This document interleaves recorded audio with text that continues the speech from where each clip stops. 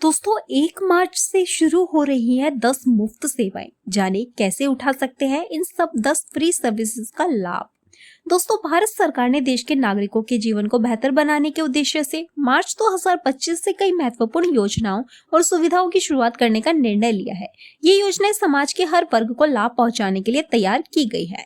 इन सुविधाओं के माध्यम से नागरिकों को टैक्स में छूट, स्वास्थ्य सेवाएं, शिक्षा और रोजगार से जुड़े कई फायदे मिलेंगे। आइए जानते हैं कि मार्च 2025 से शुरू होने वाली ये 10 मुफ्त सुविधाएं आपके लिए कैसे फायदेमंद साबित हो सकती हैं। लेकिन वीडियो में आगे बढ़ने से पहले दोस्तों आप लोगों से एक छोटी सी रिक्वेस्ट है कि अगर आप चैनल पर नए हैं तो चैनल को सब्सक्राइब कर ले, साथ ही वीडियो को प्यारा सा लाइक जरूर कर दें। दोस्तों मार्च 2025 से लागू होने वाले नए टैक्स स्लैब के तहत 12 लाख रुपए तक की वार्षिक आय पर कोई आयकर नहीं लगेगा।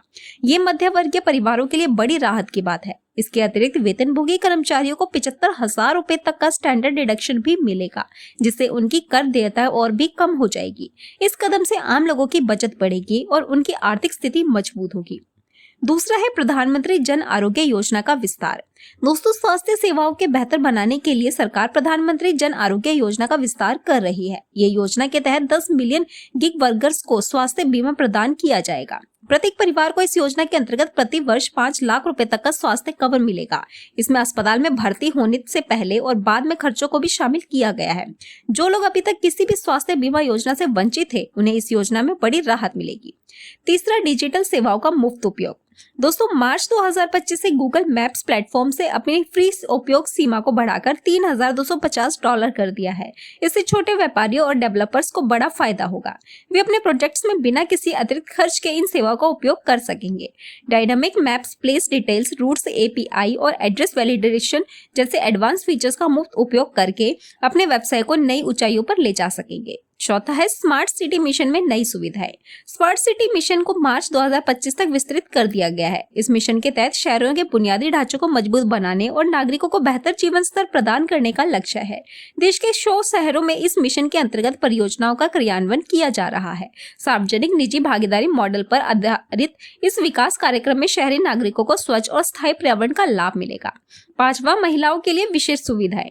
महिलाओं की सुरक्षा और रोजगार को बढ़ावा देने के लिए सरकार ने वर्किंग वुमेन हॉस्टल्स की स्थापना का निर्णय लिया है। इन हॉस्टल्स में कामकाजी महिलाओं को सुरक्षित आवासीय सुविधा मिलेगी। इसके अतिरिक्त महिलाओं को रोजगार प्राप्त करने में सहायता और कौशल विकास कार्यक्रमों का भी लाभ मिलेगा। महिला सशक्तिकरण की दिशा में ये एक महत्वपूर्ण कदम साबित होगा। छठा है शिक्षा और कौशल विकास कार्यक्रम। युवाओं को रोजगार के लिए तैयार करने के उद्देश्य से सरकार मुफ्त प्रशिक्षण और कोचिंग सेवाएं प्रदान करने जा रही है। इससे उन्हें नौकरी पाने में आसानी होगी और उनका कौशल विकास भी होगा। इन प्रशिक्षण कार्यक्रमों को विशेष रूप से ग्रामीण क्षेत्रों में युवाओं को ध्यान में रखकर तैयार किया गया है, ताकि वे भी शहरी युवाओं के समान अवसरों का लाभ उठा सके। सातवां, राष्ट्रीय करियर सेवा की मुफ्त सुविधाएं। राष्ट्रीय करियर सेवा पोर्टल पर रोजगार संबंधित सभी सेवाएं निःशुल्क प्रदान की जा रही है। इस पोर्टल पर नौकरी चाहने वाले युवाओं के लिए free registration, job application, skill training programs और सरकारी नौकरियों की जानकारी उपलब्ध होगी। ये पोर्टल रोजगार के इच्छुक युवाओं के लिए एक महत्वपूर्ण संसाधन साबित होगा। अगला है वरिष्ठ नागरिकों के लिए विशेष लाभ। वरिष्ठ नागरिकों को वित्तीय सुरक्षा प्रदान करने के लिए सरकार ने ब्याज आय पर छूट सीमा को 50,000 रुपए से बढ़ाकर 1 लाख रुपए कर दिया है। इससे पेंशन भोगी और अन्य वरिष्ठ नागरिकों को बड़ी राहत मिलेगी। वे अपनी बचत पर अधिक ब्याज अर्जित कर सकेंगे और बिना टैक्स चिंता के अपना जीवन यापन कर सकेंगे। अगला है दूसरी संपत्ति पर टैक्स में छूट। अब दूसरे स्वामित्व वाली संपत्ति पर कोई टैक्स नहीं लगेगा। ये उन लोगों के लिए अच्छी खबर है जिनके पास एक से अधिक घर है। पहले दूसरे घर से प्राप्त होने वाली मानी गई किराए आय पर टैक्स लगता था, लेकिन अब इस पर कोई कर नहीं लगेगा। इससे रियल एस्टेट सेक्टर को भी बढ़ावा मिलेगा।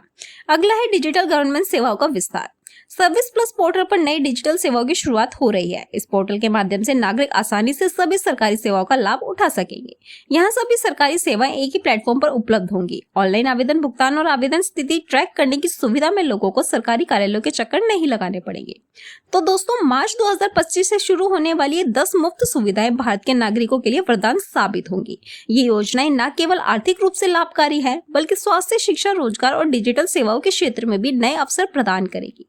सरकार का ये कदम आम जनता के जीवन के स्तर को ऊपर उठाने और उन्हें आत्मनिर्भर बनाने की दिशा में एक सराहनीय प्रयास है। उम्मीद करते हैं जानकारी आपको पसंद आई होगी और इन सब का लाभ भी आप उठा सकेंगे। धन्यवाद।